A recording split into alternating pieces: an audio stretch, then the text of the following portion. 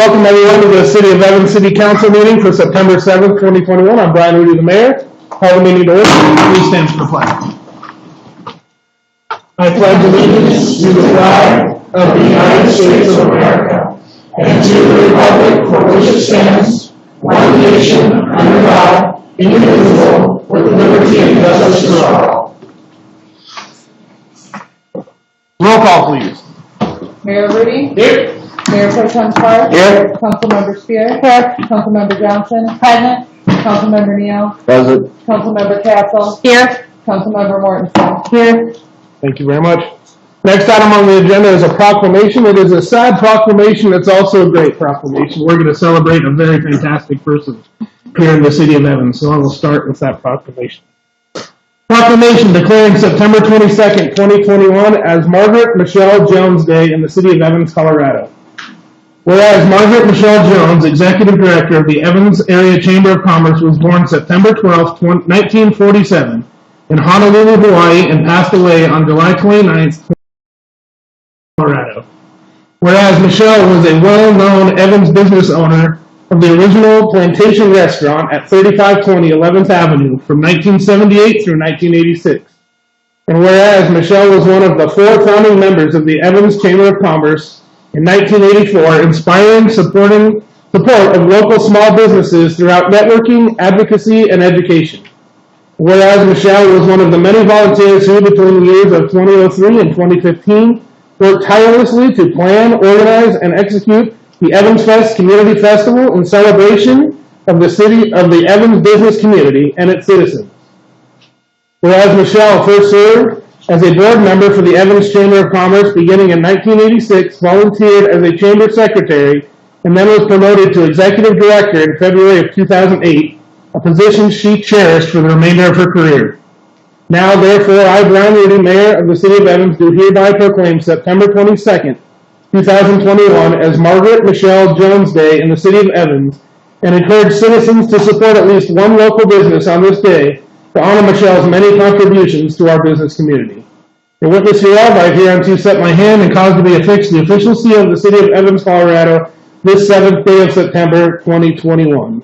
And I see a lot of her great friends and co-workers at the chamber here. In just a moment, I'll present you guys with that. Anyone that knew Michelle, and I was fortunate enough to get to know her over many, many years, my many years on city council and as mayor of this city, you're going to be hard-pressed to find a better person than Michelle. She was a fantastic person. She cared deeply, deeply about this city and its businesses.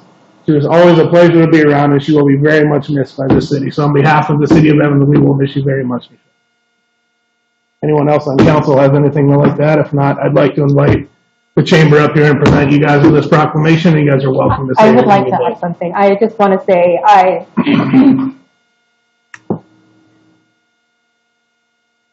Okay.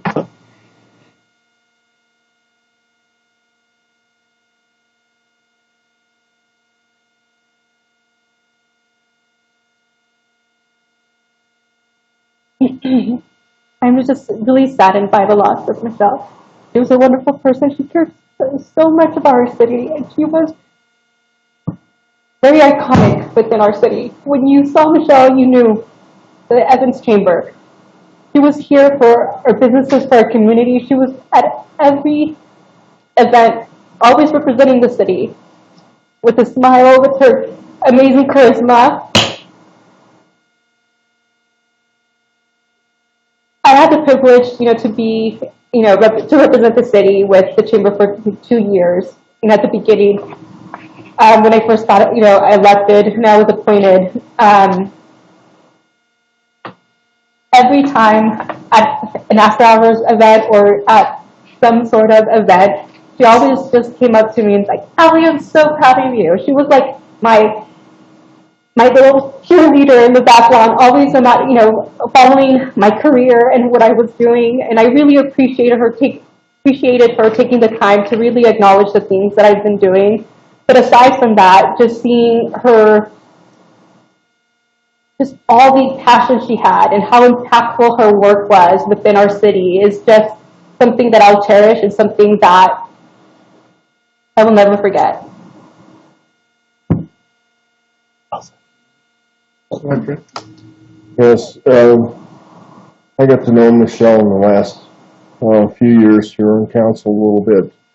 And probably the greatest thing that she did for me was to ask me why no one's on the city council seemed to be interested in visiting our sister city in England through the History Colorado tour. And when she got me the information, I contacted him and I went on that tour. And it was a very fantastic meeting with our people in our sister city and traveling to 4 other sister cities of Colorado. And I really appreciate her doing that for me and encouraged me all the way to do that.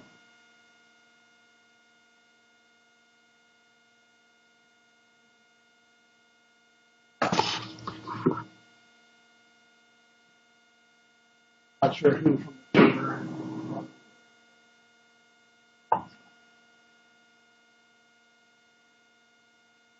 Why we're here, but she was fantastic.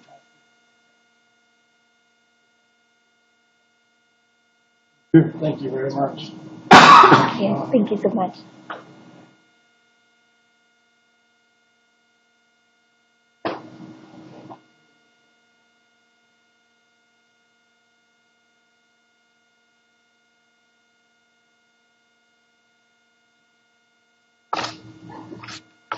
Yes, good. Anyone want to speak? No pressure. Okay, we're going to thank you guys very much. Thank you. I don't want to stick on too sad of a note tonight, but I do want to mention one other person that the city lost. We lost Mayor Pro Tem Jay Schaefer. He was Mayor Pro Tem, the city council member when I first came on council a few years back, and Mayor Pro Tem a few of those years as well. He was a very distinguished mathematics teacher at University of Northern Colorado. And he as well devoted his time to this city and to this city council to make Evans a great place to live in. So we want to honor him as well, and I wanted to mention that tonight as well. Next item on the agenda is audience participation. Is there anyone in the audience who wants to address city council on any item not on the agenda this evening? Please come up to the podium, state your name and address.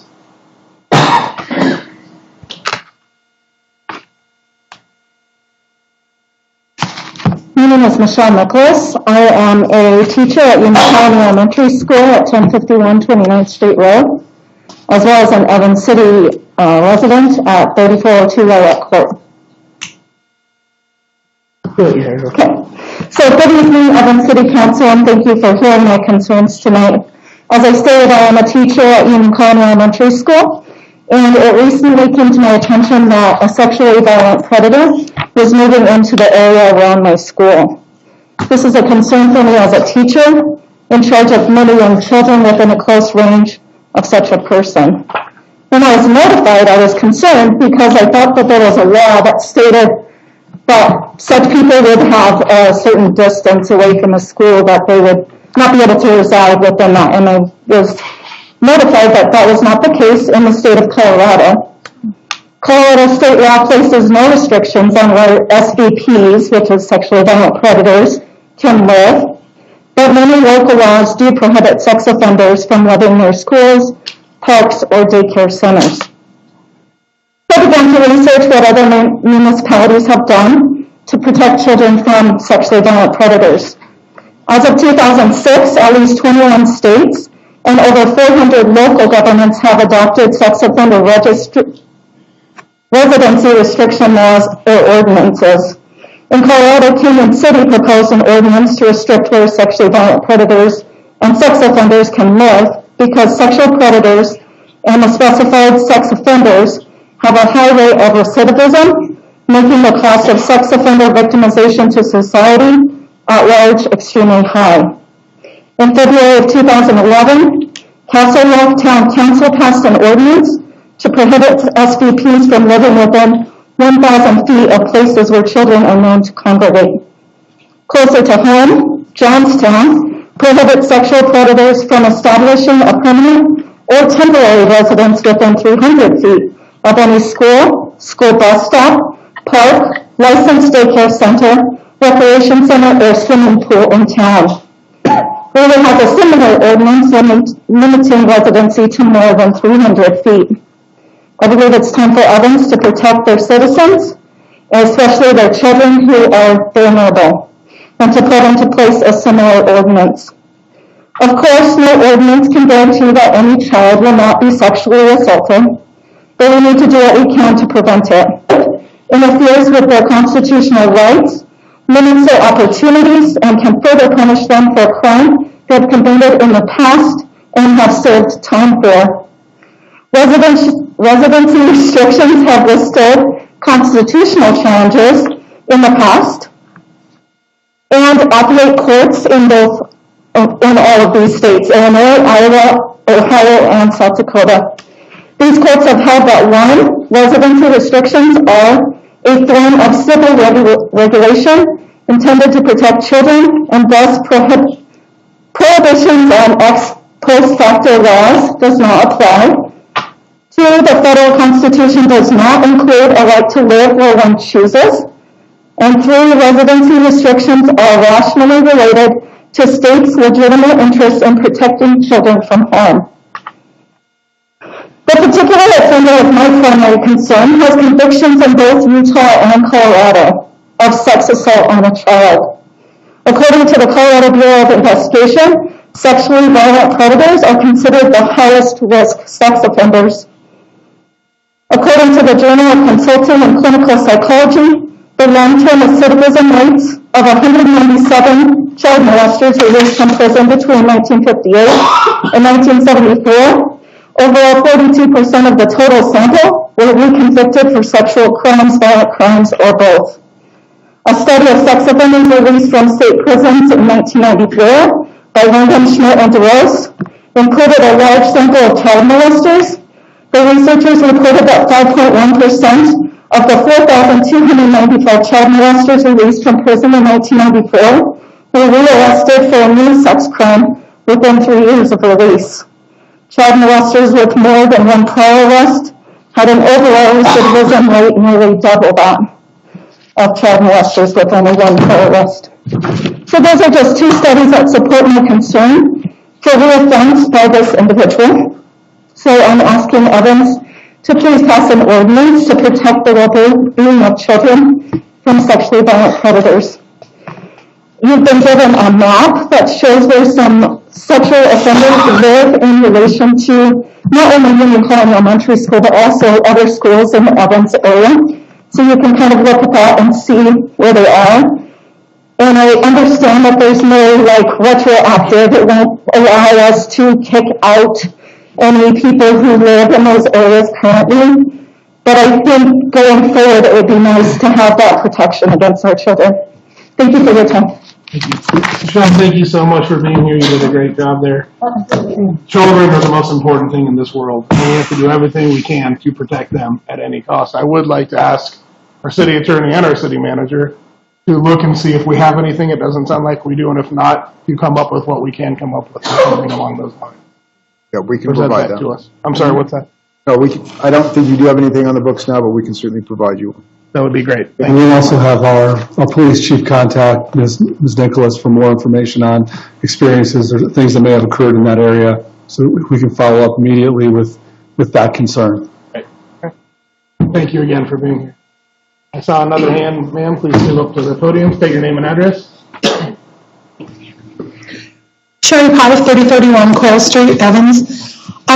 Thank you for acting on that very quickly the way you did. I second everything that came out of that woman's mouth, and I'm glad to see that you immediately took action on that. I'm here for something totally different, and this is going to sound really weird when you hear what I have to say, but I paid my water bill today. And from the months of May until generally around October, my water bill generally doubles because I have a very large yard and I have to water it, clearly, and that's fine. I have no problem with that. What I fear is what's happening with our neighbors to the north and what happens with their water system in a few months when it goes to a ballot in Greeley. I've done all the research I can do. Many of you know I am an investigative reporter. I'm here as an Evans resident tonight.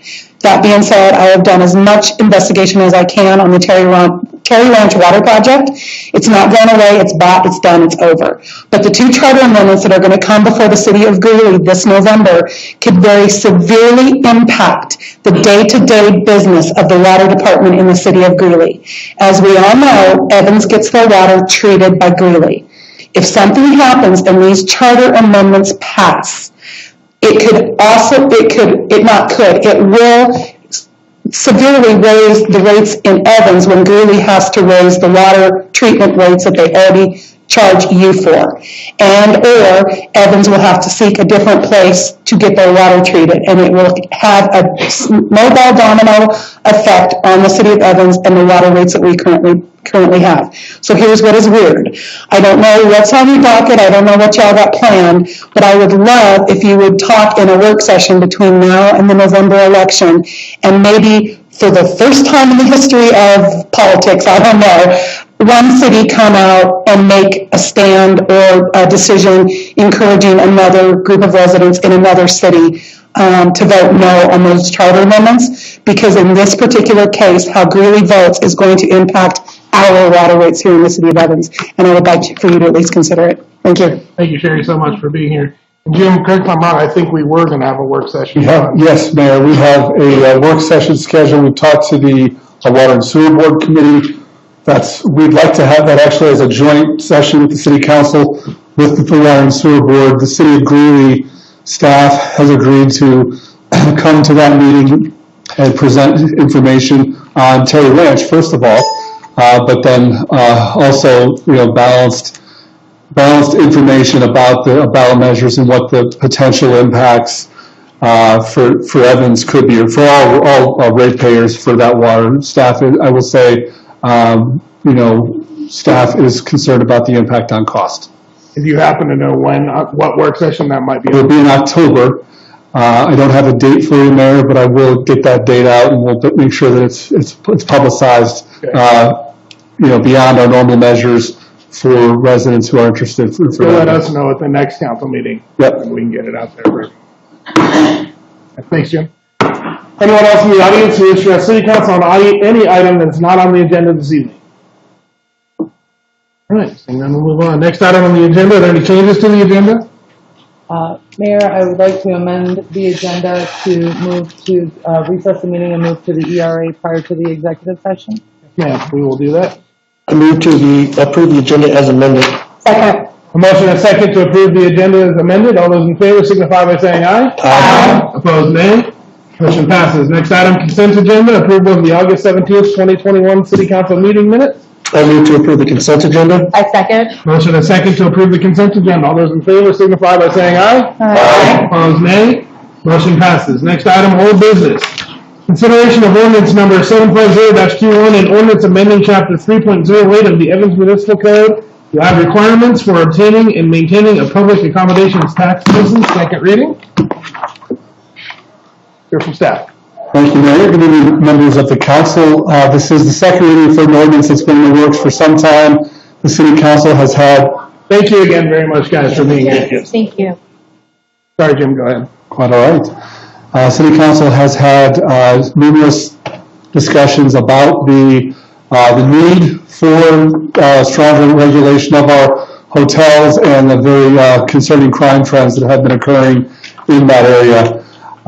So as a result of that process, the council passed on first reading an ordinance that would require new licensing for hotels in Evans and would effectively place more stringent security and collaboration requirements with the city on our hotel properties if passed. So tonight, Mayor, since this is quite significant, I will ask our Assistant City Attorney to just provide another brief overview of the contents of the ordinance, and then we'll ask for Council's consideration of second reading. Good evening, Mr. Mayor, members of City Council. The ordinance has been amended, as on the record at the prior meeting, to remove the immediate requirement for retention of security personnel, and it's been replaced with the following language. If the CFS, or call for service ratio, for a licensee is determined to exceed 2.25 during any consecutive 120-day period as determined by the police chief. The licensee must retain a uniformed private security company licensed to do business within the city of Evans under terms approved by the police chief, provided that such security company must be retained for a period of not less than 1 year from the date the police chief approves the terms of the licensee's agreement with the security company. Otherwise, the ordinance is as it was passed on first reading. Thank you. That concludes my remarks. Thank you. Any questions of staff, Jim or Drew? Amen. Any comments? Amen. Hearing none, well, this is not a public hearing. I did open this up to the public at the last city council meeting, so we'll open it up again. Is there anyone in the audience who wishes to address anything on this item? All right, seeing no audience participation, I would entertain a motion. I move to adopt ordinance number 750-21 as amended to amend chapter 3.08 of the Evans Municipal Code to add requirements for obtaining and maintaining a public accommodations tax license. Second. A motion and a second to adopt ordinance number 750-21 as amended to the amended chapter of 3.08 of the Evans Municipal Code to add requirements for obtaining and maintaining a public accommodations tax license. All those in favor signify by saying aye. Aye. All opposed, nay. Motion passes. Next item, new business, public hearing. Consideration of new hotel and restaurant liquor license for La Playa Sports Bar and Grill LLC at 3520 11th Avenue, Evans. I will open the public hearing. Thank you, Mayor. I know that our city clerk will be making the presentation tonight. I'll just give a brief preference that the city has received an application for liquor license at 3520 11th Avenue. Remind the council that during these hearings you are acting in a quasi-judicial role as the local licensing authority to consider potential approval of the license. There are criteria spelled out in state law that must be considered when the council does consider this type of license. And I'll ask our city clerk to give a brief presentation of the application. I'll also remind council that all of the application and any other information that might be pertinent is in your packet as well. With that, I'll ask our clerk to give a brief presentation. Thank you, Jim. Good evening, Mayor and City Council. An application for a hotel and restaurant liquor license to be located at 3520 11th Avenue, the former El Tropicana location.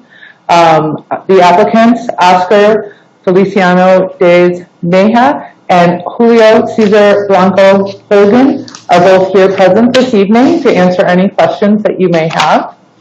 The application was officially submitted or accepted on July 14th. The notice of public hearing was published in the Greeley Tribune, and a public hearing sign was posted on the property as required. The applicants are entitled to possession of the premises pursuant to the lease dated April 9th, 2021. The applicants had paid their application license and occupational tax license fees in June. However, that check was returned NSF, and they did have to submit certified funds. Therefore, when they submitted that, the application was considered accepted on July 14th. The total fees were $2,675. Under the local and state zoning codes, land use permit has been applied for by the property owner and is in the process of being considered. If it's approved, the land use permit shall be finalized and recorded prior to the selling of any alcohol on the premises. The location has been found not to be within 500 feet of any public, parochial, or principal campus of any college, university, or seminary school. Under previous denial, there has been, within the past 2 years, been a denial of a renewal application for a hotel and restaurant liquor license at this location. and that was for cause. Again, you should be familiar with that particular renewal. The needs and desires of the neighborhood. The petitions were returned by the applicants. The neighborhood consisted of a 1 mile radius from the premises. The petitions returned 141 residences in favor of the proposed liquor license and 0 opposed to it. It was determined that 6 addresses were not located within that 1 mile radius, and 1 entire page of the petition appeared to be in the same handwriting. The proposed hours of operation at this location are to be Wednesday through Sunday from 2 p.m. to 2 a.m. A local background check was provided by the Evans Police Department, which did not find any local, information on either of the applicants. However, we do run them through state and federal fingerprint background checks. And those investigations have been provided to you under separate cover up on the dais, what those results were. The fingerprint results for Julio Cesar Blanco Hooligan reveal a history that is relevant to determining the moral character of the applicant. The applicants are available for questions related to this background check. In addition, Mr. Hooligan did not disclose on his individual history report that he previously had worked for El Tropicana as their head of security. He did not list on the liquor license application that he had a security business, and he also did not license application the findings of the state and federal background checks. Now, pursuant to our municipal code, chapter 5.08.090, false application made for a liquor license could be considered a basis for denial. So it is our, council's decision should be based on the information obtained at the public hearing, and approval or denial from must be based on the findings. That is my presentation. I'm happy to answer any questions you have, and the applicants are also available to answer any questions you have. Thank you. Before we get to questions of staff, would any one of the applicants like to come up and tell us what your plans are?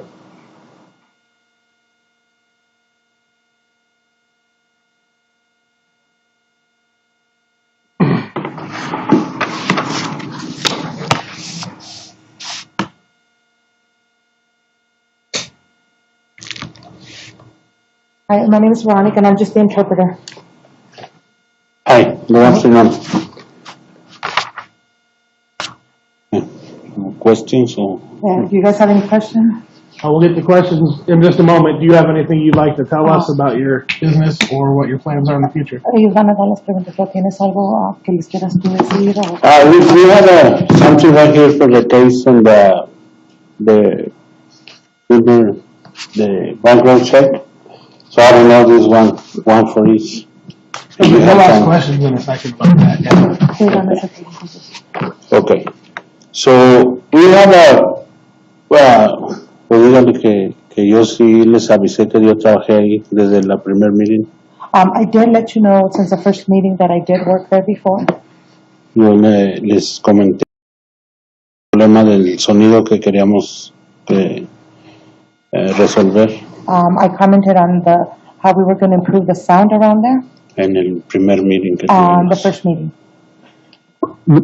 Pardon me, Mayor. Could I ask that you share the microphone a little bit more? I think in trying to share from some distance, it's not coming out in the chambers. Okay, I will. Thank you. So he was just mentioning that he did on the first meeting say about working before and about the sound barrier building a sound barrier around them. Sí, yo trabajé ahí por aproximadamente 6 meses. I worked there for 6 months. Yo trabajaba con otra compañía. I was working for another company. Y el oficial García le indicó al dueño de la compañía que necesitaba tener licencia para trabajar en la ciudad de Evans. They told me I needed to get a license for me to be able to work in the city of Evans. Cuando la persona no respondió al llamado, yo opté por sacar mi propia licencia bajo mi nombre y con el nombre de mi compañía. I opted for getting the license under my name and starting my own company. No, yo trabajé bajo los requisitos y las leyes de la ciudad de Evans. I worked under the laws and the requisites of the city. Cuando ellos cerraron y yo supe, cuando yo me enteré, vi la oportunidad de poder yo empezar algún negocio propio. When they closed down, I saw it as an opportunity to start my own business. Y yo he tenido ya 18 años de experiencia en lo que es bares, seguridad y nightclubs, entonces vi una buena oportunidad. I have 18 years of experience at bars, nightclubs, and I just saw a great opportunity. Yo trabajé aquí hace muchos años con Yolanda Orozco en bares que estaban aquí en los hoteles del 85, en el Andy's Bar y en el Squeeze Box y el Fantasy, it's in the 85. I worked with Yolanda Orozco at the hotels as a security and also at the Squeeze Box, Andy's.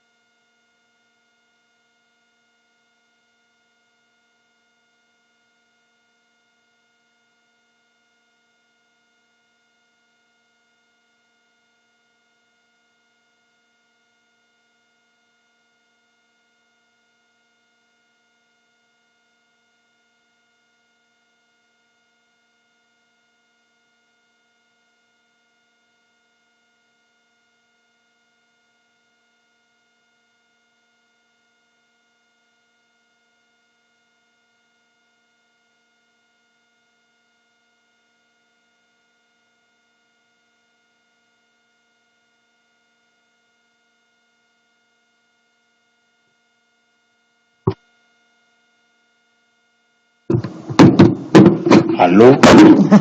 Hello? Can you hear me now? Hear me? Yeah, okay. So and speak English or Spanish. Queremos empezar un nuevo negocio con todos los requerimientos y tratando de hacer las cosas mejor de lo que se han hecho. We're trying to start a new business, trying to get everything that is required and trying to do things better than before. Con la experiencia que ya tenemos, que ya tuvimos del pasado, queremos que no se repita y queremos pedir la oportunidad de empezar un negocio que sea para largo tiempo. With the experience from the past, we want to come forward and do it better and do something better. Gracias. Buenas tardes. Good afternoon. Mi nombre es Oscar Feliciano Díaz Mejía. My name is Oscar Feliciano Díaz. Ya tengo desde el 99 viviendo aquí en Colorado. I've been living here since 1999, here in Colorado. He vivido en Greeley y actualmente vivo en la 2624 en la Hawk Drive aquí en Evans. I live here in Greeley on 26th and 24th on Hog Drive. 2624 en Evans. Okay. ¿En Evans? Sí. En Evans. Y actualmente soy propietario de una compañía de camiones que ayudo a recoger alfalfa y el zacate para el ganado, las vacas, las lecherías y las engordas. I'm a truck owner and I carry the feed to the cows, las vacas. Uh-huh. Y aparte también tengo una compañía de pintura. I also have another business. I'm a painter. Y esta oportunidad de abrir un nuevo local como restaurante y bar, es algo que venía pensando con tiempo y es algo que yo creo que nos va a dar la oportunidad de sobresalir más adelante, que es lo que nosotros buscamos. This opportunity came around and of opening a restaurant bar. And we just want to take this opportunity to just move ahead in life. Sabemos que para mucha gente en este tiempo se los ha puesto muy difícil, pero en realidad por lo que quiere es el que lo logra. I know this time, it's a really hard time right now, of everything that's going on, but whoever, the harder you try, the better you'll do. Y en realidad lo que queremos es una oportunidad para trabajar tanto como con la ciudad como con las demás personas y apegarlos a las regulaciones de lo que la ciudad nos está exigiendo, y de hecho pues hemos entregado todos y cada uno de los requisitos que nos han pedido. We want to take this opportunity to work with the city of Evans and do everything that you guys request of us. Sí, y hemos entregado todo lo que nos And han. we've returned everything that you've asked for. Y estamos acá en este día también para, si tienen alguna pregunta y nosotros la podemos contestar, pues con gusto la vamos a poder contestar, o si hay algo que quieran saber más aparte de nosotros, también con gusto se los podemos contestar. And we're here for any questions and anything you guys want to ask. We're gladly here to answer anything. Now is that time for questions? Ahora son más tiempo para preguntas, no comentarios. All right, for staff. All right, so looking at the 141 signatures that came out here, you said on one of the pages like all the same handwriting. Tiraron una hoja que era todas. 141 or those? No, those were,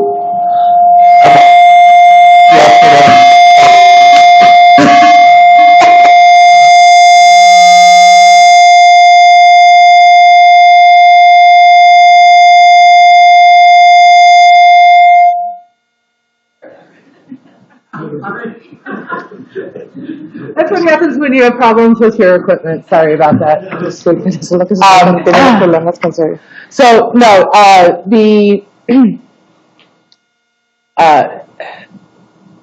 within the 141 signatures that were returned in the petitions, 6 were determined to not be within that 1 mile radius. The page that appears to be the similar handwriting, I believe was the second page of the petition attachment that is in your packet. And that consisted of, I believe, 17 I don't even think they were signatures. I think they were all printed names, but 17 on that particular page. Eran todas igual, eran las misma página, que eran nomás 17 firmas. Eso sí es bueno.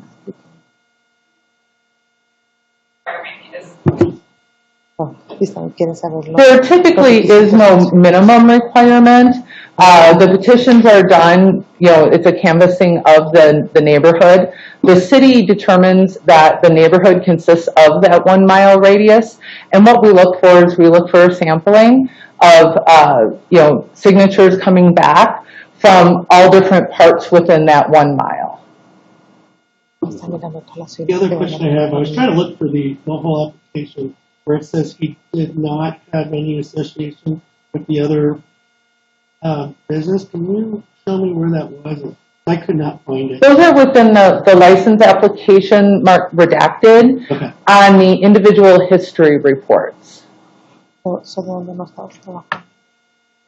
signatures for the councils, sessions on page 96. Mm-hmm. And then the liquor license. For the applicant, knowing that previous we've had some issues with the other establishment that was there at one point in time, what specifically are you going to do different if this was approved to ensure that loud noise complaints get addressed? The police coming on the premises to make sure that they're doing the proper liquor license checks, making sure that there's no underage people being served, as I think that was a concern of the last time as well. What are you going to do completely different to address those issues that were concerned for the denial of the last time? Eso que van a ser diferente, comparado a lo que hicieron anterior, que van a ser diferente con darles de servir a personas de menor de edad, el ruido que va a estar en el que es lo que van a ser diferente. Una de las diferencias que es muy importante, que como guardia de seguridad o como jefe de seguridad yo dependía de los dueños. Ahora yo voy a ser el dueño. So one of the important things of being security or being head security is now that I'm going to be the owner. Las reglas las voy a poner yo. The rule, I'm going to put the rules. No las va a poner nadie más. No one else is going to do the rules. Entonces, yo me caí a lo largo de 18 años de guardia o de seguridad o yo me he caracterizado por ser considero yo una persona recta, honesta. Of the 18 years I have of experience, I consider myself an honest person, straightforward. Y en ese punto yo hago mi trabajo bien hecho. O sea, la persona que no tenga la edad no va a poder tomar. El personal que no tenga la edad no va a poder trabajar. Queremos hacer las cosas bien hechas, bien hechas. La música, yo compré un medidor de decibeles para la música, pero me informó un policía que aquí en la ciudad de Evans no se basan en los decibeles.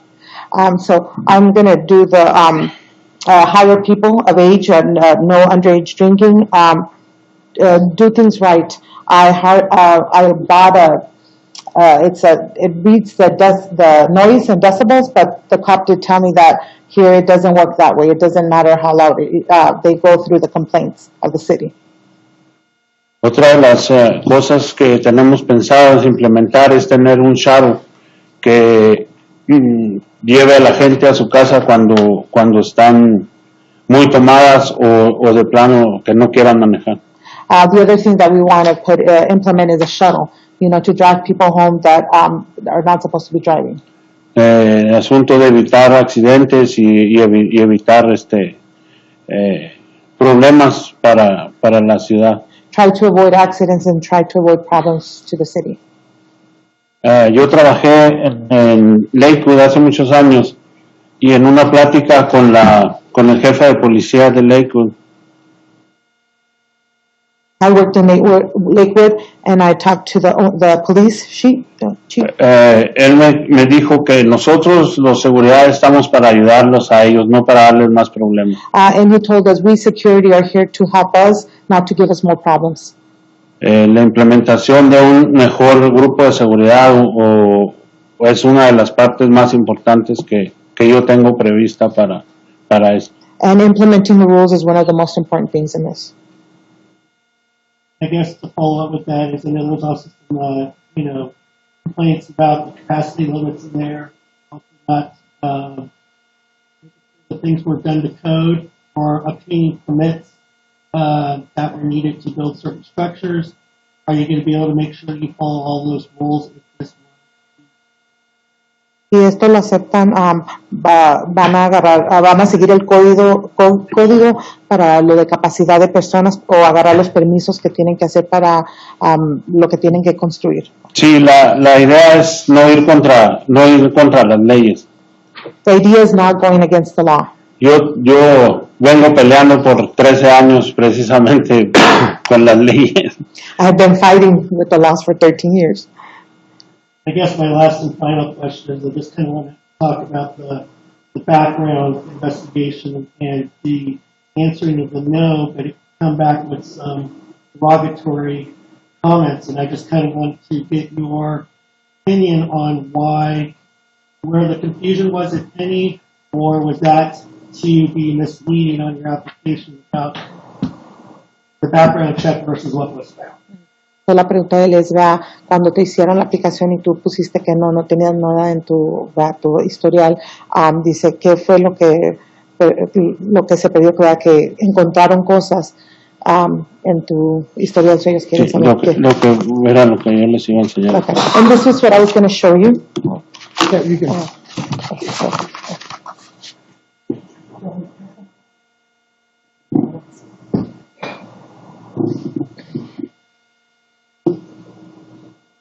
You have an extra one for our attorney? Nomás No, tienes we 7, have ¿verdad? 7. There was only 7. I'll get it afterwards. Explíqueles un poco. Bueno, o sea, después de 13 años de un caso que yo tuve en el 2008, el juez de Weld County me retiró los cargos hace un año. After 13 years, in 2008, the judge in Weld County closed my case. Entonces, por esa razón, yo pregunté a mi abogado y me dijo que ya estaban retirada mi declaración de culpabilidad. And I asked my lawyer, and he did say that, you are no longer have this pending. Entonces, ahí es donde está la confusión, porque en mi récord sigue apareciendo, pero yo les anexé una copia de la orden del juez donde me retira mi declaración de culpabilidad. And it's still under my record, but I annexed one of those papers just to show you guys that he's free, not pending. So you completed any probation or anything like that? Completaste probación. The deferred sentence was dismissed. Dejaron ir el caso. Yo completé todo. I did everything. Yo fui mal asesorado por un abogado de aquí de Greeley, el abogado Brown. I was given bad advice by a lawyer, Mr. Brown. Él me recomendó que yo me hiciera culpable por el cargo que yo tenía. He recommended me say that I'm guilty for the charge. Y me dijo que me iban a hacer un misdemeanor y que me iban a dar 2 años de probation y 48 horas de servicio comunitario. He said it would be a misdemeanor, 2 years of probation, and 48 hours of community service. En el 2015, el 30 de diciembre del 2015, fui detenido por un sheriff en Adams County. 2015, on 30th of December, I was stopped by a sheriff. Me detuvo por manejar bajo el límite de velocidad. He stopped me for driving lower than the speed limit. Me llevó detenido a la cárcel de Brighton. He detained me and took me to jail in Brighton. Y ahí me entregó a migración. And then he handed me over to immigration. Cuando yo estuve detenido 3 meses. I was detained for 3 months. Pero el juez federal determinó de que los cargos que se me habían puesto no eran lo correcto. But the federal judge determined that it was not the charges he was given was not just to what Entonces mi abogado trató de reabrir el caso en Greeley. So my lawyer tried to open the case again. Y el juez declinó la petición y me retiró la declaración de culpabilidad. The judge declined that and didn't find him guilty. I guess my question. Mi pregunta es. Application. Intentionally check no or should I say yes? So en tu aplicación intencionalmente le pusiste que no o tenía que haber sido que no. En la aplicación. Can you explain that again, please? So on the application, en la aplicación have you ever been convicted of a crime? Have you ever had a deferred sentence? Have you ever been suspended sentence, deferred sentence, or forfeited bail for any offense in criminal or military court? And it says you check no. Basically, what I'm hearing from what you're saying is that should have been yes. Mm-hmm. Was that an error on your part, or you were just given bad advice? So, lo que él está preguntando en la aplicación que te dieron y te preguntaron, ¿algún día te han dicho que eres culpable por un crimen o algo? ¿Tú le quisiste decir que no o le querías poner que sí o fue un error de tu parte? Fue un error de mi parte, fue una confusión. It was an error on my part. Porque yo trabajo en el aeropuerto en este momento, entonces para entrar al aeropuerto pues me chequearon los ojos, las manos, los dedos, aquí y acá.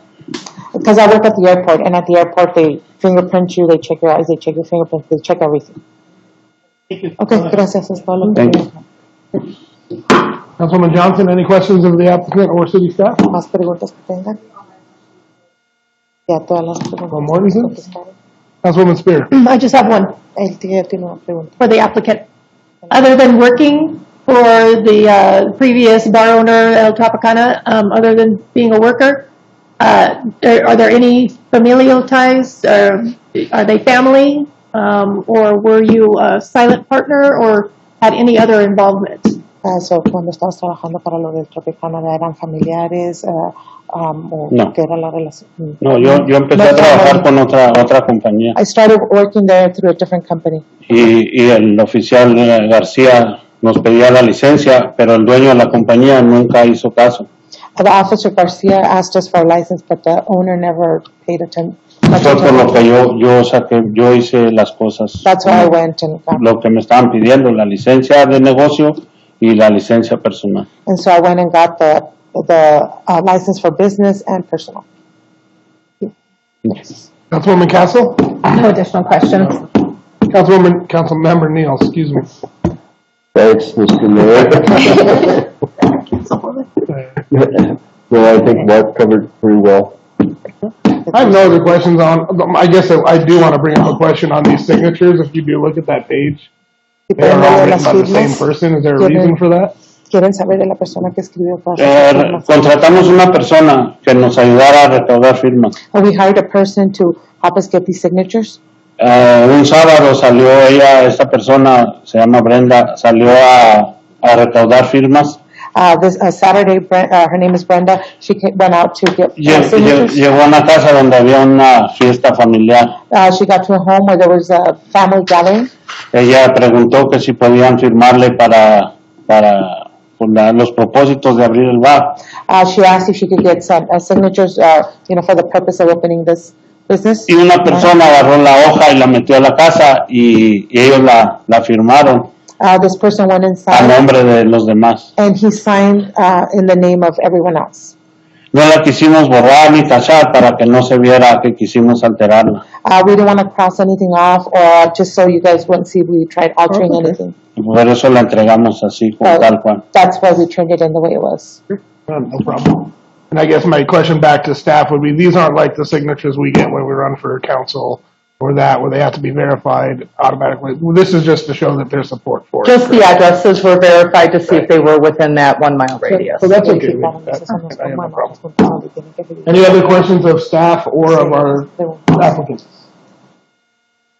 Another question is a public hearing. Is there anyone in the audience who wishes to speak in favor of this item? Please come up to the podium, state your name and you can all just line up back there if you're comfortable. How you doing, Mr. Major? Good, thank you. I'm currently, I'm here to speak on behalf of Mr. Julio. He's What's your actually, name? Elijah Ramirez. Elijah, thank you. Yes, I actually live in Denver. I'm a HVAC project manager. Here's my father-in-law. This is her daughter. Where she go? Right there.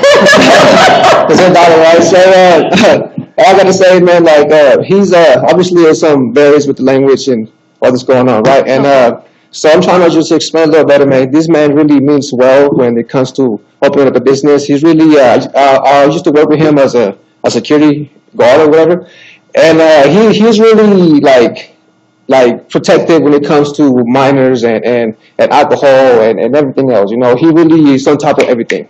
His workers, everybody, you know. And he's really trying to open up this bar and restaurant, you know, and trying to bring more to Evans and trying to, you know, and become a little better as a person too, you know. And he's really asking for this opportunity, you know, and I believe he'll do great. And I wasn't really aware that he was really coming to this right here, so I just really showed up and I saw this was going on, and I just had to help a little bit, you know, because of the language barrier and all that kind of stuff. And I really want to express that he really means well to the city and trying to move forward. And when it comes to the laws and everything else, he really got relationship with the Evans police at that, you know, because when he used to go and do security, obviously Evans police goes in there and they thank him for doing what he was doing, the great job he was doing, you know. And he is like I said, he's a great person. So what I'm asking, if you guys give an opportunity, you know, for him to prove himself and show a little more that he's capable of, you know. And I'm willing to help at this point because I the language barriers, you know, that kind of stuff. So I'm willing to jump in just a little more, you know, trying to be there and trying to, not too much, you know, but I don't get in trouble. But yes, I just want to bring this up to everybody's attention here. You know, I really just want to ask for the opportunity for this man because I think really he deserves it. You know, he's not a bad guy. You know, obviously he made a few mistakes or whatever that happened, and obviously was discarded. You know, by the law and everything else. And like I said, I just keep that in mind and And just, I really thank you guys if you guys give the guy the mental opportunity that he really worked for. So thank you for listening and everything else. I'm out of here. I don't know. Thanks for being here. Thank you. It's a tough act to follow. Go ahead. Yeah, I'm just kidding. My name is Fernanda Leon. I'm actually a resident of Greeley. This is my father, so I don't know how much of what I say is, but I'm not going to here take your time. I just want to let you know that actually he didn't want to give you the blame, but I was the one that helped him fill out that application, and I was the one that put yes because, as like he explained, we thought that it was all done and everything was done. He did say we've been here in the United States for 20 years. So this is a really big opportunity, not just for him, but for us as a family, this is it. Like, this is us to show that, what we're here for is for something good. And I know that he's going to do great things. And I've also worked with in security, and I'm here to vouch that this man is, just because he's my dad, not that, but he definitely does give, the best. When he got asked for licenses, like, I was the one making phone calls. I was the one, my sister and I were setting up appointments for all these other, when he was working there, under other, it wasn't even his security business yet, and he was trying to get all these things going. Again, he's my dad, so whatever, I know what I say might not always count, but definitely, he's here for good, and he's gonna fight it, and I just, like he said, I'm here to back him up, and I'm here to help, and in any way that I can, and I'm gonna support this, and I just want you guys to consider it. He's not alone, and yes, there's a language barrier, but we are all here with him, and we're here to help him and support in any way that we can. Thank you. Thank you. Is there anyone else in the audience who wishes to speak in favor of this item? Seeing none, is there anyone in the audience who wishes to speak in opposition of this item? Hearing none, are there any other questions that need answered from the applicant or the city staff? I would just like to add one thing. If you approve the liquor license, it would not be issued until the land use permit process has been completed. I have one question of staff. Is there any requirements for them to take any certain classes regarding liquor service or owning an establishment? State liquor code requires tips training of owners and all servers and bartenders, as well as anybody working as, checking IDs. So tips training would be required. Is that previous to getting a license? Does that need to be completed previous to us? It should be prior to issuing a license. So I guess we're going to have that question for you. Does anybody have that training yet? No, las personas si nos aprueban, si nos ayudan, todos vamos a ir a completar ese proceso, empleados y dueños. No, we haven't completed that. We were thinking we were approved, all employees and owners have to take that class. Yo tengo la de los cursos de seguridad, pero no, nada más para detectar IDs falsos. But just to detect the false IDs. Y pues los requerimientos, sabemos que los menores de 18 años no pueden trabajar o no pueden servir, no pueden vender alcohol. And just the requirements of the 18-year-olds not being able to sell or serve. Y todos los empleados, bartenders, meseras tienen que tomar un curso para tener su licencia para poder vender y servir alcohol. Waiters and waitresses and bartenders have to have that license, take that class in order to serve. Anyone else? Thank you. If there are no other questions, I will close the public hearing. Council discussion. At first, there was a packet reading. I was kind of apprehensive about it. I thought maybe this could have been a workaround. Their previous business that was there, I'd actually, after talking to the applicant, knowing that he had some help on everything, filling out the applications, there was just, some misunderstandings and misinterpretations. Seems really genuine that he really wants to make that place work, and seems like he's willing to go far beyond what the previous people did in that place and be a good steward to the neighborhood. So I'm willing to give him the benefit of the doubt and be in favor of it. Other discussion? I also echo what Mayor Pro Tem mentioned. I think, there's definitely a definite language barrier. What was that? Your mic on. Yes, it is. Okay. Maybe I hear you very well. closer. Sorry. You know, there is a definite language barrier, and I know just, you know, hearing the gentleman answer and the responses, I know there was a lot lost in translation even then. I am fluent in both languages, and so I already noticed a lot of, you know, things not mentioned, which I got more information just because I speak Spanish. And so, yes, because of the language barrier, it is sometimes difficult for, you know, reading something in English and be able to answer it accordingly, especially any legal jargon. It's super difficult as is on its own to understand, let alone trying to translate and then being able to answer it accordingly. He did mention it was a mistake. I do also see, you know, that he was able to explain a lot of the questions that were mentioned, and I am for, you know, definitely providing that opportunity. Well, I'm not opposed to the opportunity. I would feel better if we knew that the TIPS, is that what it's called? Sorry, the TIPS training, I would feel better if that was already in place.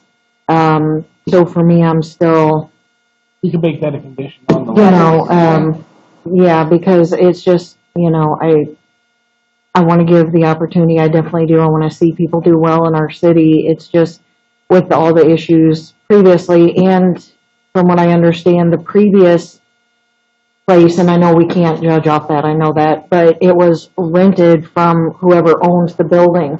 So in that essence, who, you know, was ultimately responsible, and with all those issues, I just want to make sure that if this goes through, that everything would be covered through owner, and if they're renting the space, it's all covered. You know what I mean? I'm still formulating my Okay. thoughts, so if we can. Councilwoman get down Castle? here, Sure. appreciate it. I appreciate everybody being here and speaking on behalf of this issue. To Julio, I apologize. I don't know that I could appropriately say your last name, so I'm just going to say Julio. Thank you for being here, and thank you for coming prepared with a translator to help those of us who don't speak Spanish. And thank you so much for all your thoughtfulness and everything that went in. Thank you to the family for speaking. As a mom, that means a lot to me. I thought that was very kind. But I think I too am with Mayor Pro Tem Clark. I think at first I was questionable, but I think you've done a great job proving yourself and your intent for the city. I think the opportunity for you and your family and for our community is fantastic. And I so appreciate all your hard work and your ability to come here tonight and really show us exactly what you're here for. So very appreciated. Thank you so much. To the same point, I think my only condition would be the TIPS training, which sounds like it's a thing anyway, so maybe just make that conditional, but I'm in support. Councilmember Neal? Well, when I first started through the package, first thing of major concern was the non-sufficient funds check. Even when I was married to an individual who turned out to be drug addict, I've never had an insufficient check in my life. So that concerns me as a bad starting point for approval. Then some of the additional information brought in negative also reinforces that.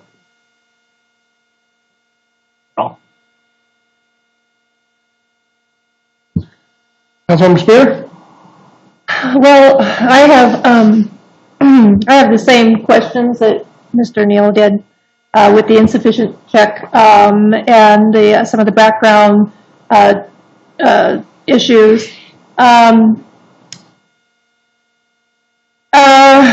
And then I know that this gentleman worked at the previous bar, so he probably is well aware of the concerns that we had. I am, however, on the fence. I do appreciate how hardworking these folks are. They have numerous jobs. They're trying to make a better life for themselves and for their family, and I really appreciate that. So for me, it's a very tough thing. I mean, I know that there has to be some improvements made on the facility. I guess my hesitation is just based off the experience of the last time that, there was the, El Tropicana. And, I'm just, hoping that, things go a little bit differently here if we do give a license to that. And I just want to throw out, is there a provisional license that we can give, a 30-day, 60-day, 6 months, or whatever? I know that a year seems to be a long time. If we were to give out a license and 3 months into it, we've got trouble.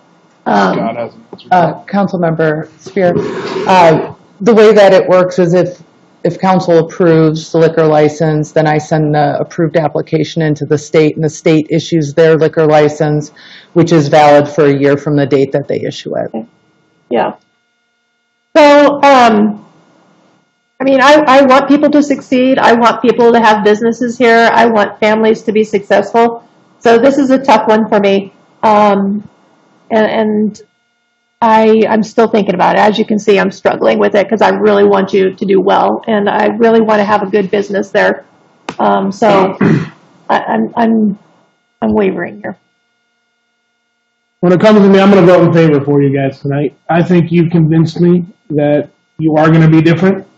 And I don't know that you working there beforehand isn't a good thing, because I think you can see what happens if you don't do things the right way. This council in this city has no want or need to go closing down businesses. But we will. And I think you saw that from this last time, so that's why I think you will run it the correct way. I do believe your stories. I think you filled out the bad check thing. It happens. It's never happened to me, but I own businesses as well. I'm a small business owner myself, and I know when you're first trying to get on your feet, it's tough. Everybody's asking you for something while you're trying to open your business. Somewhere you get it lost in the shuffle, so let's not have any more of them, but I'm okay with that. But I do trust that you're being honest and all this stuff, and I do believe you, and I'm going to vote in favor of you. There are no other discussion. I would entertain a motion. Oh, I do want to add, though, that I am with the tips. I think to get your license, we are going to say, we're going to get your license to show us your tips class stuff, which I've taken the tips class. I bartended in college. It's an easy deal. It's not a hard thing to do. I would throw that provision in. So, if there's no other discussion, I would entertain a motion. I move for the approval of the hotel and restaurant liquor license for La Playa Sports Bar and Grill, LLC, located at 3520 11th Avenue, subject to completion of the tips class. I second. I have a motion and a second for the approval of the hotel and restaurant liquor license for La Playa Sports Bar and Grill, LLC, located at 3520 11th Avenue, with the stipulation of passing a tips class. And I'm going to ask for a roll call vote. Aye. Mayor Pro Tem Clark? Aye. Councilmember Spear? Aye. Councilmember Johnson? Aye. Councilmember Castle? Aye. Councilmember Neal? Nay. Councilmember Mortensen? Nay. Passes 5-2. Motion passes. Congratulations. You're welcome. Good job. Next item on the agenda is consideration of award of bid for 2021 wastewater treatment plant lagoons, biosolids removal and disposal. We'll hear from staff. Thank you, Mayor. One of the operational requirements of our wastewater treatment plant is to annually remove solids from our dewatering lagoons.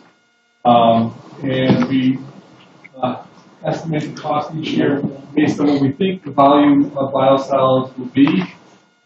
This year we include $300,000 in the wastewater fund budget for this activity. So it's that time of year, and I will ask our staff to summarize the project and our bidding process, and also the recommended. Thank you, Jim. And Council, before I begin, I'd like to introduce you to Jake Reyna Casillas. He is the Assistant Wastewater Superintendent and a really valuable staff member. If you haven't had a chance to meet him, Raymond Evans for quite some time. Has been the laboratory technician, so he understands the chemistry and the biology of what's going on there quite well, and was promoted last year to Assistant Superintendent. It was a pleasure to work with. With that, this is the third year that we brought you a contract for biosolids removal. The first two years were with one contractor. This is a different contractor, a firm called BioVelocity LLC. It is a firm that we are very familiar with, however. They are proposing this year to use a different form to remove the biosolids. That they're proposing, rather than hauling liquid waste, that they bring a dredge and a centrifuge on site and in effect dry out the waste. And so they're hauling many fewer truckloads of waste away, hundreds less truckloads, in fact, about 50 truckloads this way versus about 800 in the previous way with their hauling liquid waste. So we'll take a little more time to run the centrifuge and to get to the more solid waste, but it's much easier to haul away and dispose of. We did advertise this project back in on August 10th, received 3 bids from qualified vendors. BioVelocity LLC was the winning proposer. We did receive a proposal from Denali Water Solutions, who was the previous vendor under the name of Veris. They've changed their name. And then there was a third bid that is acceptable to us. It's a company that we're not familiar with, however, out of Denver, called Caden Industries. So the BioVelocity's proposal of $833.33 per dry ton is the lowest cost. They are not proposing any additional costs for mobilization or equipment. It's very difficult for us to estimate the quantity. We're guessing about 300 dry tons, but this would be a not-to-exceed contract. We'd go up to the point where all the biosolids have been removed from the waste lagoon, the $300,000 budget has been exhausted, or the contract deadline of the end of this year, December 30th, 2021, has been reached without a further agreement. As I mentioned, there's a $300,000 budget that's approved in this year's wastewater fund, and we are recommending this not-to-exceed contract at the fixed unit cost provided by BioVelocity. Jake and I are here to answer any questions if you might have them. Thank you. Thank you. Any questions of staff? I have. I have. Councilmember Spear, anything? Any questions down at the end? Randy, Go ahead, please. is this like electric pump, centrifuge? Is this a new process, a relatively new process for doing this? It's new to us. I'll let Jake respond in the industry, but it is an acceptable form of doing this. There are the 2 basic ways: haul the liquid waste or to dry out some of the waste. Can you comment further on that? Yeah, most of the municipalities around here, Greeley, Loveland, Lafayette, they all have their own centrifuge, and so this is how they dry their solids, just to make it lighter, less loads, less cost. So technology has been here for a while. It's just the first time we'll be using it to handle our solids. Something, is a centrifuge something that you think about adding to the wastewater treatment plant to cut our costs for disposal? It certainly could be. They are quite pricey, upwards of $1 million, and do require quite a bit of maintenance. So it's one of the things that we can consider, especially with the enhancements to the wastewater treatment plant. And Robbie sure looks different. I do have a question, or maybe 2. On the estimate of dry tons, do we have kind of an error equivalent that we think plus or minus amount? I mean, I know it says that it's difficult to estimate, but I don't know how far off we could be. I would hate to get halfway through and be like, well, we just topped out our budget. We're done, right? Right. So that's kind of what I'm trying to estimate. Like, do we know reasonably? Are we talking maybe 450, maybe 250? Oh, I'm just trying to think of a fair quotient. Basically 300 dry tons on the last 2 years of experience. Okay. And so it's very comparable, but every year is a little different in both what's coming into the plant and how dense the solids are. So there could be a margin of error. The 300 dry tons at the $833 is about $250,000. There's a fudge factor there, if you will, or a contingency. Okay. But this contract is a not to exceed. So. Perfect. Okay, that's what I had. Thank you. Any other questions of staff or comments? Hearing none, I'd entertain a motion. I move to award the 2021 wastewater treatment plant lagoon biosolids removal and disposal project contract to BioVelocity LLC and to authorize the mayor's signature on a contract in a not-to-exceed amount of $300,000. I second. I have a motion and a second to award the 2021 wastewater treatment plant lagoon biosolids removal and disposal project contract to BioVelocity LLC and to authorize the mayor's signature on a contract in a not-to-exceed amount of $300,000. All those in favor signify by saying aye. Aye. Opposed, nay. Motion passes. Next item, consideration of resolution number 21-2021 to approve memorandum of understanding with the Sonoran Institute of Technology Assistance and Development of Water Conservation Program metrics. Hear from staff. Thank you, Mayor. As council is aware, we've been investing quite a bit of time and money in water efficiency planning over the last year or two. We completed our water efficiency plan, which is required by the state, and we're also completing the water chapter of our master plan that's really setting us up for the next step, which will be implementation of those policy principles that the council has talked about and approved. Another important step there will be to have appropriate and effectiveness, efficiency measures for our water efficiency and our water program. It's not an easy thing to do, and we're wanting to make sure that we have the right expertise on hand. So the city staff actually applied for a grant, as we have been doing. We had used the same grant in our water efficiency plan through the Sonoran Institute for what they call technical assistance. So this grant we're talking about tonight is for 70 hours of technical assistance, so expertise in setting up that accountability and effectiveness measures program that will go along with this new water plans that we have. I'm pleased to tell you that Evans was one of 2 municipalities in the country awarded this grant based on the planning we've been doing, and the other one is Fort Collins, Colorado.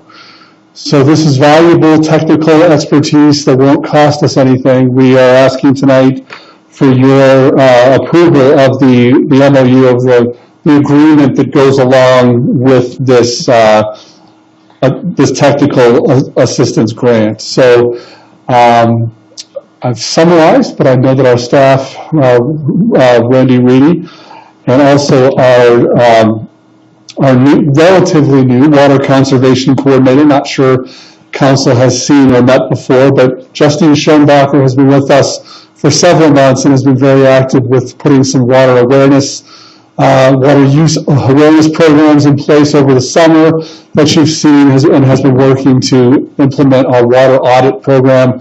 Those are just a couple of, I know, the myriad programs that Justine's working on. So Randy and Justine, feel free to jump in if I left anything out, but if not, we're all here to answer any questions that you might have. Thank you. You guys have anything else to add? Yeah, so this, first of all, thank you, Mayor Rudy and council members. This technical assistance opportunity is provided by the Sonoran Institute and Babbitt Center for Land and Water Policy. Again, the city of Evans was one of 2 communities nationwide to receive this grant this year. And it provides up to 70 hours of technical assistance as well as 4 facilitated stakeholder workshops over the course of 12 months. There will be 3 main deliverables: assessment of existing codes, policies, and business practices to ensure that water conservation activities from the recently adopted Municipal Water Efficiency Plan, Master Plan, Landscape Codes are all prioritized to the highest return of water conservation policy and programs, as well as developing management practices and metrics staff can use to benchmark goals and measure outcomes of programs. The second deliverable is to provide an opportunity for engagement with citizens and key stakeholders to provide relevant information and identify best practices and opportunities for regional collaboration. And the third is to develop communications programs for staff to encourage water conservation based on the recommended actions. This program will establish metrics to measure the success of previously identified water conservation activities. It will ensure that resources are put towards activities with the highest returns, and that updates to relevant plans and codes improve the city's future water conservation efforts. Very much. Questions of staff or comments? Great job on the grant. That's fantastic. Only 2 nationwide, and we were one of them. That's great. Anything that we can do to, come up with ways to conserve water, find ways to improve water conservation, anything in the city is great news, so I'm all in favor of it. I agree. This is exciting. Definitely. I'm sure for you especially. Yes, thank you. Yeah, considering that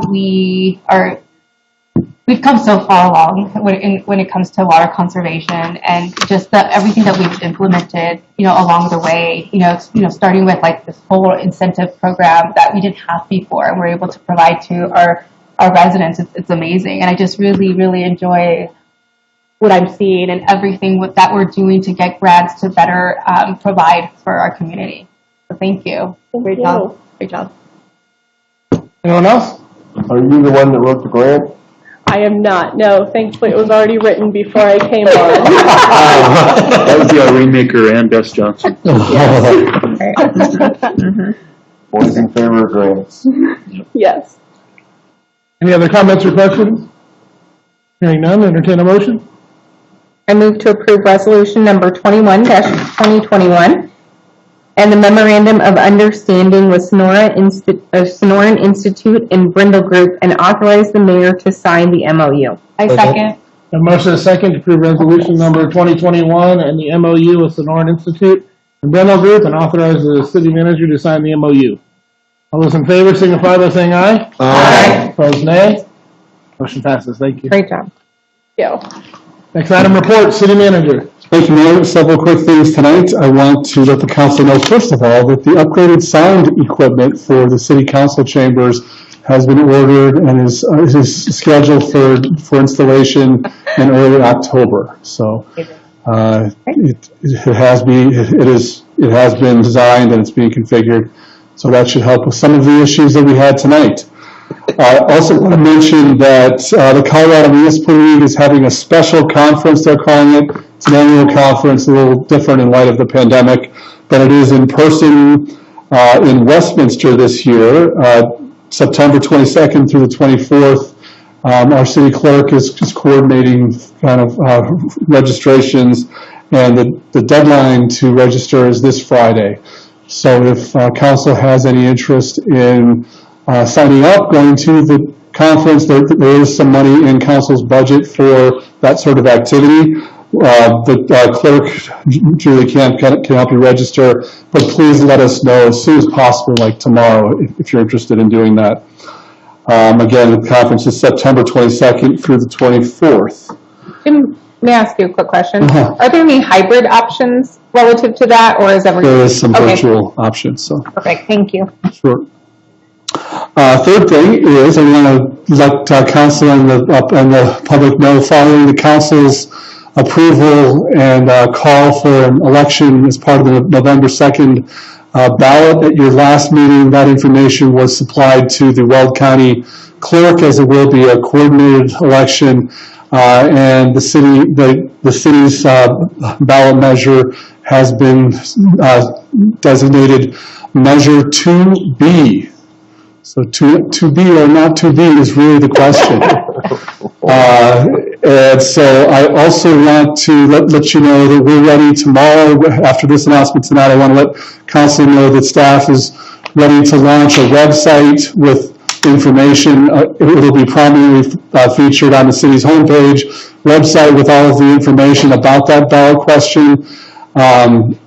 We also have a press release that will be going out about the ballot measure, clarifying what it is and what it isn't.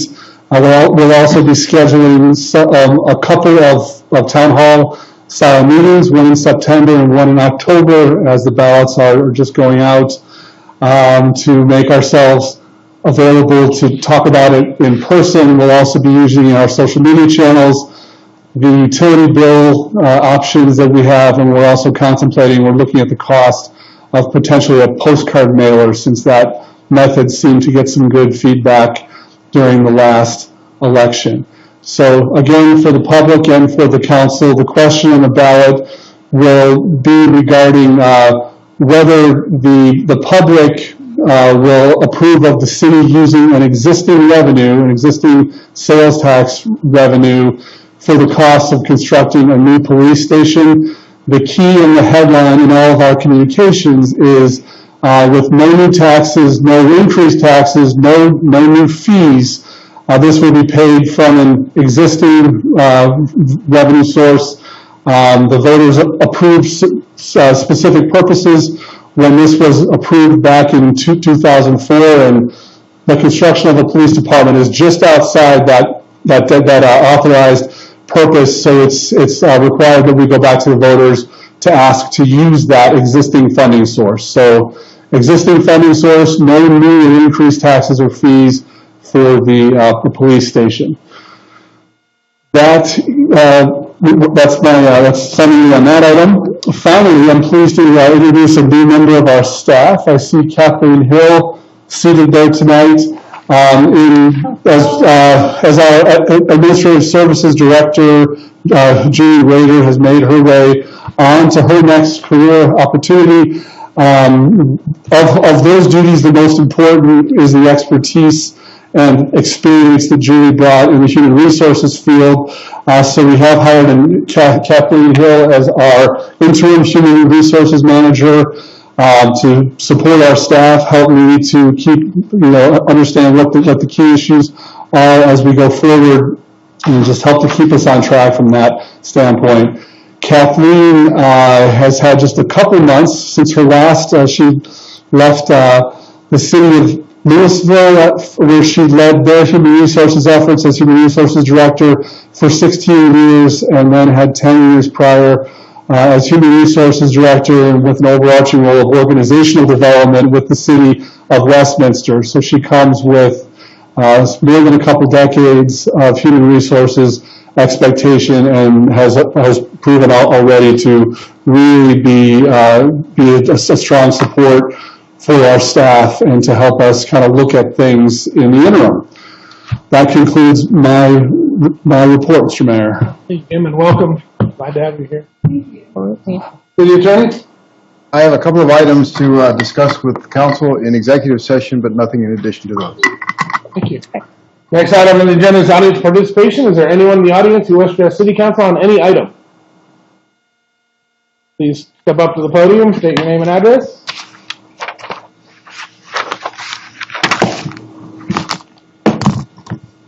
Mayor Rudy, City Council. I'm Mary Oxiger. I am president of the Board of Trustees for the Fire Protection District. I reside at 3313 Lupton Avenue in Evans.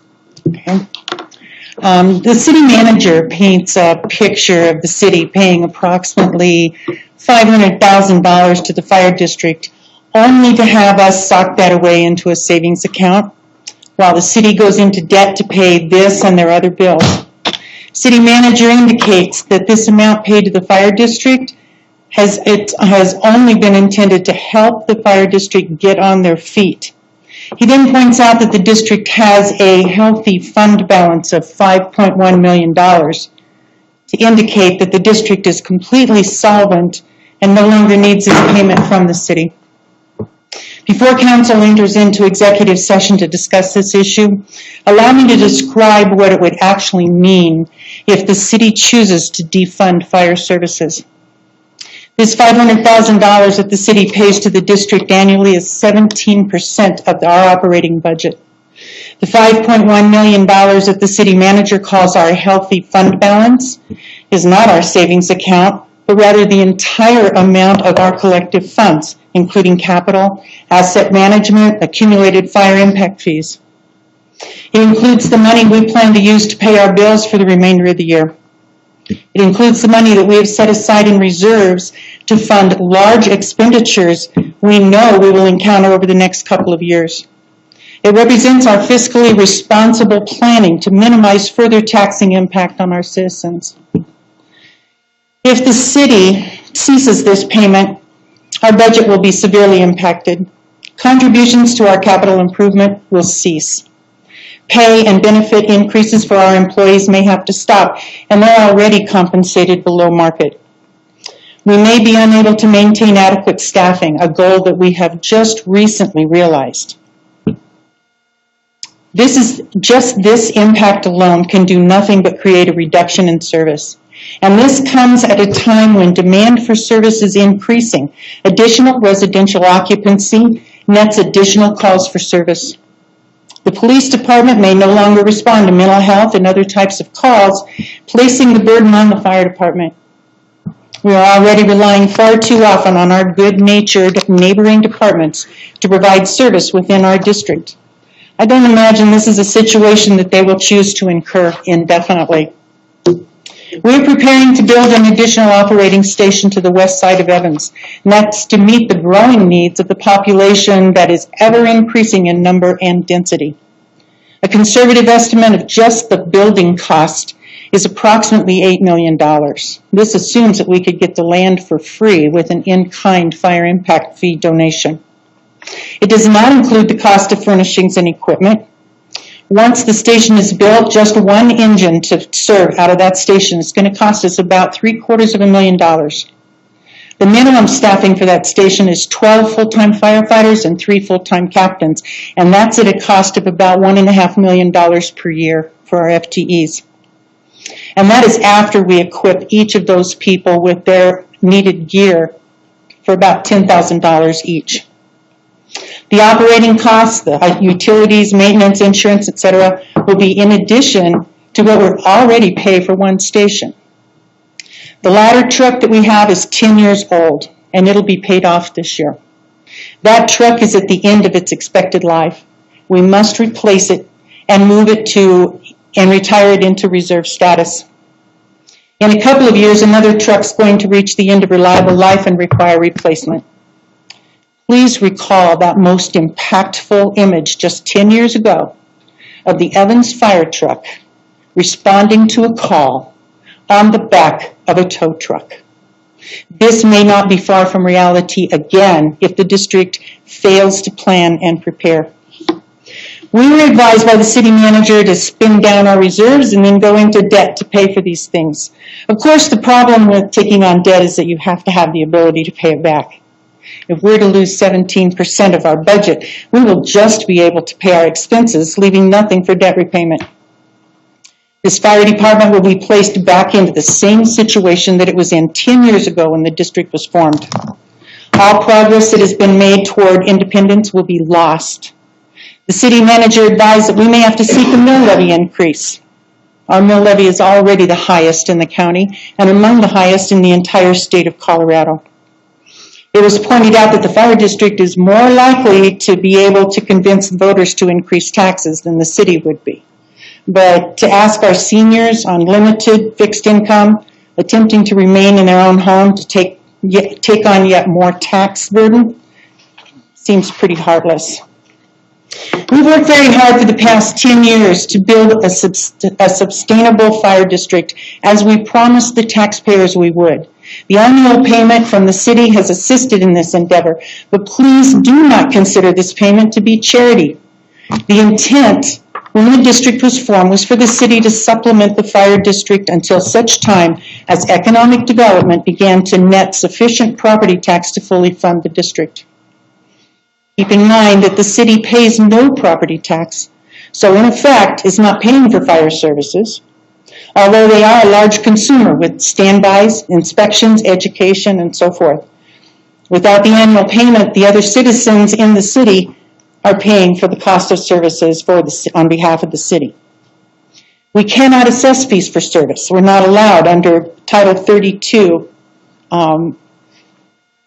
for the CRS in Colorado. Excuse me. Because property tax is generally the only source of income, the resolution to this is to increase commercial taxes through productive economic development. Bringing in significant business would net more income for the fire district and would soon allow us to operate without the city's payment. Thank you.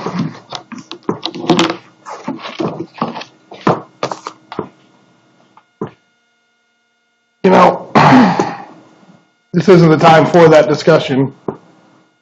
So I'll just leave it at that. I thought ourselves in the fire district were still in negotiations, but I guess that time just ended. So, next person, come on up. Back again, sorry, Sherry Pike, 3031 Quail Street, Evans. Now I'm going to put my reporter hat on, and I just have a couple of concerns about something that I just want to make sure that I have clarification on. When I read the executive session listing, it talks about giving direction to negotiators. I just want to have that clarified, that that's not, you guys are not going to be taking some sort of vote as to whether or not to end negotiations inside the executive session, because that is against open meeting laws, and I just want that clarified. And then I'm curious about something that you just brought up a minute ago in dealing with the ballot wording that is going on the November election, and the city's role in what they intend to do on that. As a reporter, citizen, friend, whatever, I don't know how to word this, I just hope that the city is careful. There is a lot of campaign finance laws concerning what the city can and can't use as resources once that has been approved by you guys to go on the ballot. So I just was a little concerned when I heard all the plans for the city and how to get this going amongst the public, that there could be massive lawsuit brought by somebody if there was resources used. So I just wanted to caution on that. And then last but not least, on a personal level, for those of you that I have not spoken to since I wrote the two stories that I wrote on the fire district and the cities aside, and Ms. Mortensen, I know you're not looking at me, so I really hope that you're actually listening. Okay, just want to make sure. I have my integrity called into question, and so I wanted to make something really clear to all 7 of you, that I have settled with the city manager as to why he was not able to be gotten a hold of on the day that I did the story. I've also spoken at length with the mayor about why I was not able to get a hold of the city manager. And those 2 conversations went very well, and I was very pleased with those conversations. I've been a reporter in this area for almost 30 years. I have never written a story that is one-sided, unless somebody doesn't return my phone call. I can't avoid a story. I can't ignore a story because I don't get a return phone call from the other side. What I can do, and what I promised to do in that voicemail that did not get reached because, like I said, Jim and I figured out what happened, was give the city side once the story was out, which is exactly what I did in a follow-up story. So I wanted to make sure that the 5 members of the board who I had not spoken with or who had not spoken to me since those story came out understood why there was 2 stories and not 1 story with both sides. But when I did the side for the city, I did it exactly as I did the side for the fire district. And that was only the city side as I did only the fire district side. So I wanted to make sure that everybody on this council was clear as to why those stories came out the way they came out. Because calling my integrity into question was really upsetting for me. I have never, I don't remember the exact word used, but basically conspired with anybody in my life to do a gotcha story on anybody. So basically being accused of getting together with Ms. Ogsinger and making the city look bad is not happy in my opinion. So I wanted this entire city this entire city council to understand where those stories came from. I have been going through your budgets for 30 years that I have done this job. I have gone through the city of Greeley's budgets and Greeley-Evans School District 6's budgets every year at this time. When I find something that is questionable to me, I tend to reach out and do a story. And did I corner her at a breakfast meeting? I absolutely did, because I knew where I could find her. I tried to get a hold of the city manager, and as I said, I'm not going to go into great detail, but I would appreciate just you guys understanding why those stories were written the way they were. And I needed to get that off my chest about the whole integrity part. So thank you, and just have a good evening. Is there anyone else in the audience who wishes to the city council on any item? Seeing none, we're going to put this meeting into recess and go into our ERE meeting. So I'll recess the city council meeting. We're going to go straight into it whenever you're ready with the meeting into recess and go into our ERE meeting. So